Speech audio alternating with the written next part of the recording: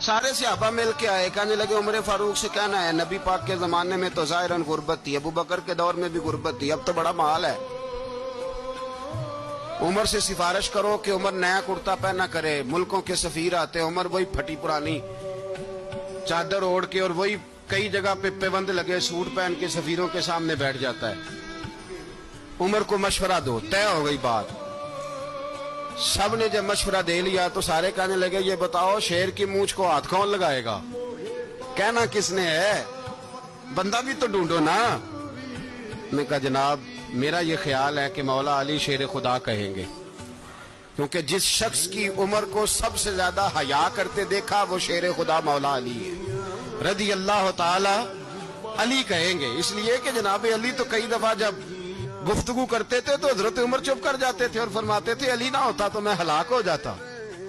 तो कहा अली से कहो। जनाब अली शेर खुदा को बुलाया, किस काम के लिए जी?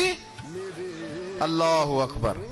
ये जरा आपने इस दौर पे इस बात को जरा लाका जनाब उनसे कहें कि ज्यादा नहीं, एक कुर्ता नया पहन ले। सफीर आते हैं, वजीर आते हैं तो एक कुर्ता नया पहन ले।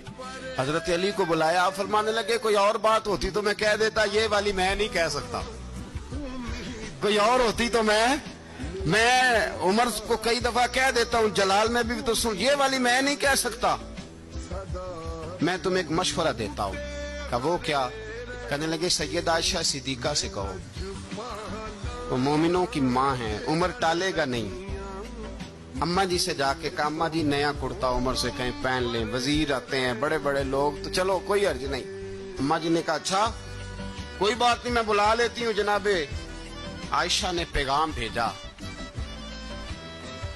जब खादम ने कहा ना मुस्तफा के घर से पैगाम आया है, तो 20 लोग बैठे थे। उमर कांपते हुए उठे, कांपते दौड़े। हजरत आयशा पर्दे में थी तो फरमाती हैं उमर अत्ताहियात की हालत में बैठ गए। कहा अम्मा जी देर तो नहीं हो गई मुझे आने में? कहा नहीं टाइम पे आ गए हो। किस लिए बुलाया था? कहा